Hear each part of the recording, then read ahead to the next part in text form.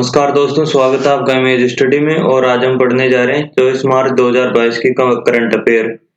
पहला क्वेश्चन है, भारत कौन सी बार संयुक्त राष्ट्र सुरक्षा परिषद का अस्थायी सदस्य चुना गया है? तो इसका सही आंसर हो जाएगा 8वीं बार। भारत 8वीं बार सुरक्षा परिषद का अस्थायी सदस्य चुनाया गया है। और कब से कब तक के लिए?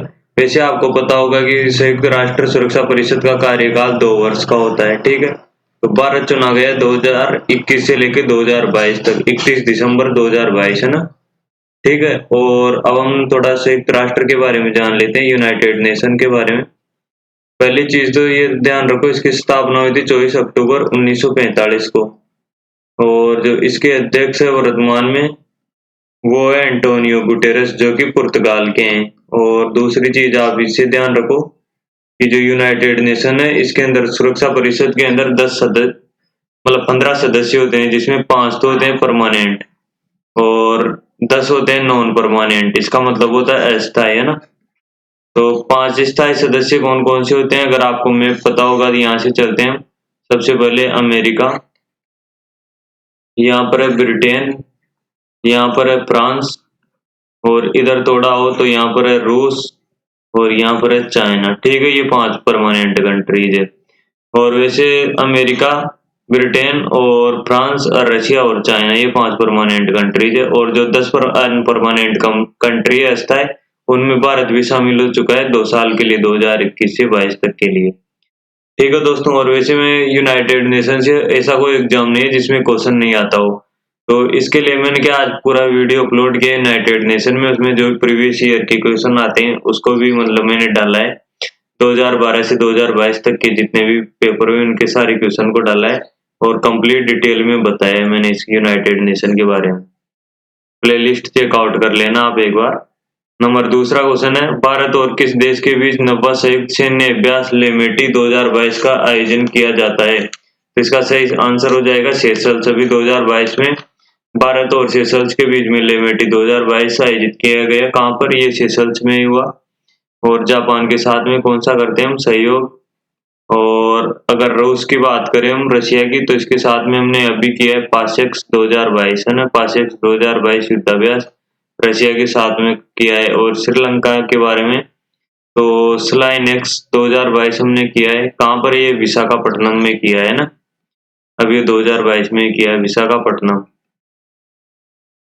नेक्स्ट क्वेश्चन चलते हैं। और एक अगर मैं आपसे पूछूं कि मित्र शक्ति, ये किस किस के बीच में होता है युद्धाभ्यास? तो मित्र शक्ति होता है इंडिया और श्रीलंका के बीच में, ठीक है, श्रीलंका के बीच में। अगर मैं बात ये करूँ कि गरुड़ शक्ति, गरुड़ शक्ति ये होता है इंडिया एंड इंडोनेशिया के बीच में, ठीक है।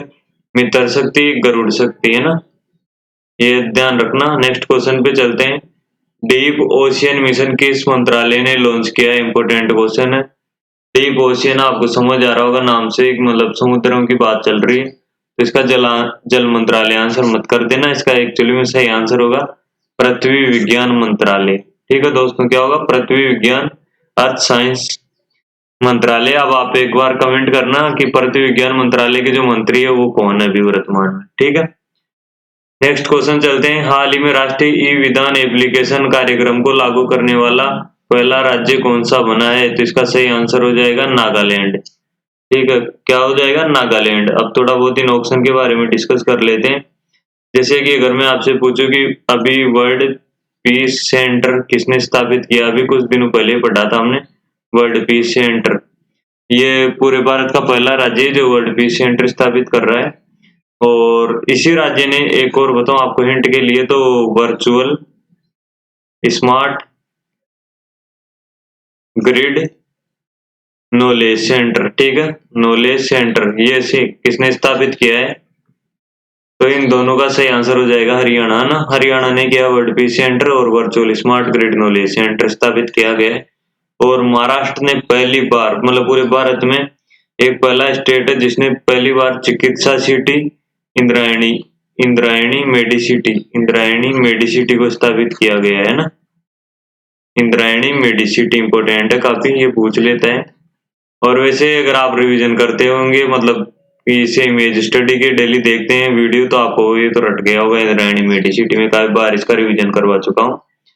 और बिहार के बारे में बताऊं तो बिहार में हाल ही में गतिमान एवं मानचित्र सहित डिजिटल भूमि दस्तावेजों की डोर स्टेप डिलीवरी शुरू की है ना। इसने बिहार ने डोर स्टेप डिलीवरी शुरू की है। किसकी?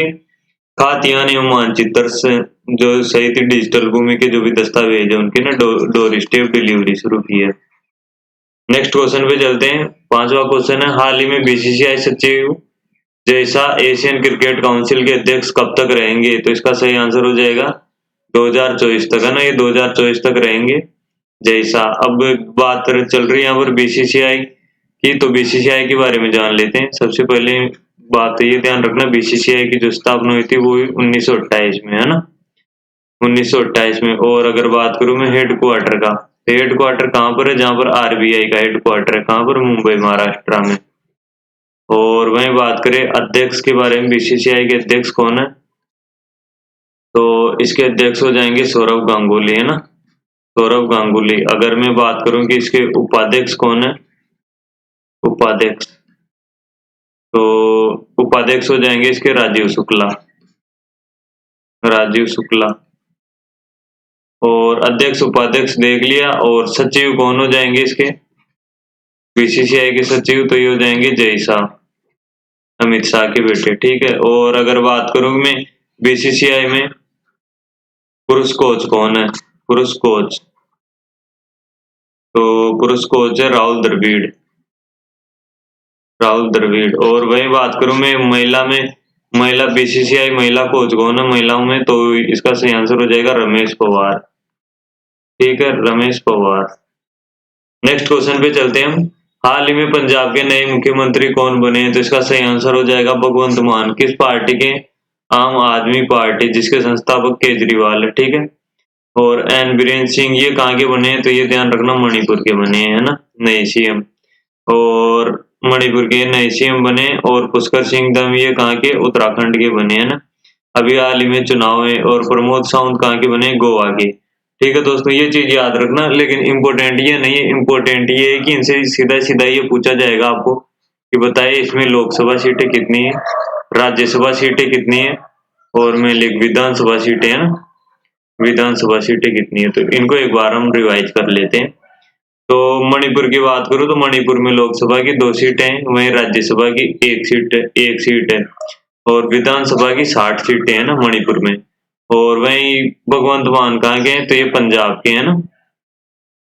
तो पंजाब में कितनी सीटें हैं लोकसभा की? तो 13। और राज्यसभा की कितनी है?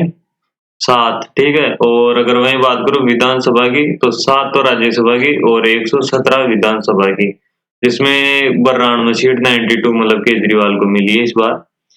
और यूके बात करें उत्तराखंड की, ये यूनाइटेड किंगडम मत समझ लेना, उत्तराखंड है, जिसके सीएम पुष्कर सिंह धामी बने। इसमें लोकसभा की सीटें 5, और वहीं बात करूं राज्यसभा की 3, और विधानसभा की 70, है ना। और प्रमोद सावंत गोवा के, गोवा में लोकसभा 2, राज्यसभा 1, और वहीं अगर बात करूं विधानसभा में तो 40 सीटें है ना। तो आप इनको जरूर याद कर लेना, और की करना है मत करना। इन चारों राज्य की लोकसभा, राज्यसभा और विधानसभा की सीटें आपको पता होनी चाहिए। एक बार रिवीजन करवा देता हूँ। मणिपुर 2, 1 और विधानसभा की 60, ठीक है। और 13, 7 और 117 विधानसभा सीट। लोकसभा की उत्तराखंड में 5, राज्यसभा 3 और 70 विधानसभा में, ठीक है। और वहीं 40 इसमें गोवा में, और 2, 1 लोकसभा राज्यसभा में। नेक्स्ट क्वेश्चन काफी इंपोर्टेंट है। प्रित्जकर पुरस्कार 2022 जीतने वाले पहले अफ्रीकी कौन बन गए? डबल स्टार लगा लेना, डबल इंपोर्टेंट है। पहली चीज थी कि पहली अफ्रीकी बने, और दूसरी चीज प्रित्जकर पुरस्कार, है ना। ये वैसे भी काफी इंपोर्टेंट होता है, मतलब बेसिकली ये है किससे संबंधित है? वैसे वास्तुकला का नोबेल पुरस्कार समझ लीजिए आप। वास्तुकला का जो सर्वोच्च पुरस्कार होता है ना, तो वो यही होता है प्रित्जकर पुरस्कार, है ना। तो इसका सही आंसर हो जाएगा फ्रांसिस केरे, है ना। ये अफ्रीकन है फ्रांसिस केरे, तो इसने जीता है अभी प्रित्जकर पुरस्कार 2022। और बात करें कि भारत के, मतलब पूरे भारत के जीतने वाले, प्रित्जकर अवार्ड जीतने वाले एकमात्र पहले भारतीय, तो वो कौन है? बालकृष्ण दोषी, है ना। अभी इनका नाम चर्चा में भी रहा था क्योंकि इनको रॉयल मेडल भी मिला था। और बात करें कि रॉबर्ट लेवांडोव्स्की, तो इसको सर्वश्रेष्ठ फीफा पुरुष खिलाड़ी के रूप में अवार्ड दिया गया है ना, सर्वश्रेष्ठ फीफा पुरुष खिलाड़ी। इसके रूप में इनको मतलब नामित किया है बेसिकली। और अगर बात करूं वहीं पर सर्वश्रेष्ठ खिलाड़ी के अंदर, महिला खिलाड़ी कौन है फीफा के अंदर, तो ये एलेक्सिया पुटेलस है ना, एलेक्सिया पुटेलस, ठीक है। और अब राफेल नाडाल के बारे में जान लेते हैं। तो राफेल नाडाल से एक काफी सारी इंपॉर्टेंट चीजें, पहली चीज तो ये रखना आप, इन्होंने ऑस्ट्रेलिया ओपन जो 2022 हुआ है ग्रैंड स्लैम, उसको किसने जीता था, तो भाई राफेल नाडाल ने जीता था। और वुमेन्स में किसने जीता था वो आप मुझे कमेंट कर देना। बाकी एक चीज और बता दूं मैं भी, राफेल नाडाल को भी एक और अवार्ड दिया गया था, लोरियंस वर्ल्ड स्पोर्ट्स पुरस्कार है ना, स्पोर्ट्स पुरस्कार 2021 में सर्वश्रेष्ठ खिलाड़ी का पुरस्कार दिया गया था राफेल नाडाल को, ठीक है। इनको अच्छे से याद रखना। और नेक्स्ट क्वेश्चन चलते हैं। हाल ही में इंडियन सुपर लीग 2021-22 का खिताब किसने जीता, तो फुटबॉल की बात चल रही है यहाँ पर है ना, तो इसका सही आंसर हो जाएगा हैदराबाद फुटबॉल क्लब ने, है ना। और इन्होंने हराया किसको है भाई, तो इसने हराया था केरला फुटबॉल क्लब को, ठीक है। और जो 2000 फीफा क्लब वर्ल्ड जो चैंपियनशिप हुई थी, एक minute, FIFA club world championship, ये 2021 की बात कर रहा हूं मैं, तो उसको किसने जीता था, चेल्सी फुटबॉल क्लब ने जीता था, ठीक है। ये भारत की नहीं है, बाहर की है, लेकिन इसका सही आंसर हो जाएगा इंडियन सुपर लीग 2021-22, तो हैदराबाद, ध्यान रखना, जबकि विजेता रहा केरल। नेक्स्ट क्वेश्चन चलते हैं। हाल ही में डोल उत्सव या डोल जात्रा त्योहार कहां पर मनाया जाता है, तो इसका सही आंसर हो जाएगा, कहां पर मनाया जाता है डोल जात्रा, तो इसका सही आंसर हो जाएगा पश्चिम बंगाल, है ना। अब आपको यहाँ पर काफी सारी चीजें नई देखने को मिलेगी। पहली चीज तो ये राधा कृष्ण को समर्पित मतलब उत्सव है ना। और क्या मनाया जाता है यहाँ पर, अगर मैं, ये तो हो गई डोल जात्रा ना, अगर मैं बात करूँ अभी धनु यात्रा, ये कहाँ पर सेलिब्रेट की जाती है, तो इसका सही आंसर हो जाएगा धनु यात्रा का उड़ीसा ना। और वहीं मैं बात करूँ कि बंगला त्योहार कहाँ पर मनाया जाता है ना, बंगला, भले आपको इसमें फीलिंग आ रही होगी बंगला की ना, कि बांग्लादेश में मनाया जाता है ना, लेकिन ये गलत है। बंगला त्योहार मनाया जाता है मेघालय के अंदर, है ना, बहुत ही धूमधाम से। और मणिपुर में कौन कौन से त्योहार मनाए जाते हैं, तो कचाई लेमन अभी मनाया गया रिसेंटली। और इसके अलावा योसांग है ना, योसांग का ध्यान रखना इंपॉर्टेंट है, काफी बार पूछा गया है। योसांग त्योहार मनाया जाता है मणिपुर में, और योसांग को कंफ्यूजन मत कर लेना आप लोसांग से, है ना, क्योंकि जो लोसांग त्योहार मनाया जाता है ये एनटीपीसी CBT 1 में पूछा गया था, काफी बार पूछा गया था ये क्वेश्चन। ये CBT 1 में लोसांग ये मनाया जाता है सिक्किम में, है ना, सिक्किम में। और लोसांग से इसको कंफ्यूजन मत कर लेना आप लोसार से, ठीक है।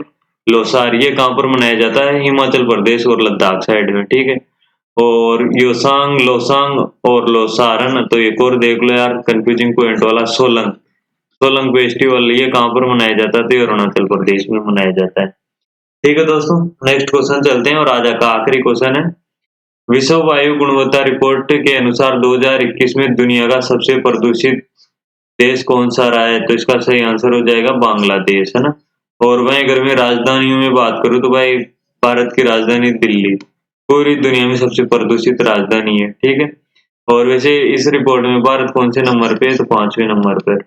और ये बाकी ऑप्शन बारबाडोस, नॉर्थ मैसिडोनिया, तो इसके बारे में क्या है जाने, चलो इसकी कैपिटल जान लेते हैं ना, ये इंपॉर्टेंट है। तो बारबाडोस का हाल ही में चर्चा में रहा था, तो इसकी कैपिटल क्या हो जाती है, तो इसकी कैपिटल है ब्रिजटाउन, ठीक है, ये ध्यान रखना काफी इंपॉर्टेंट है। और करेंसी है डॉलर।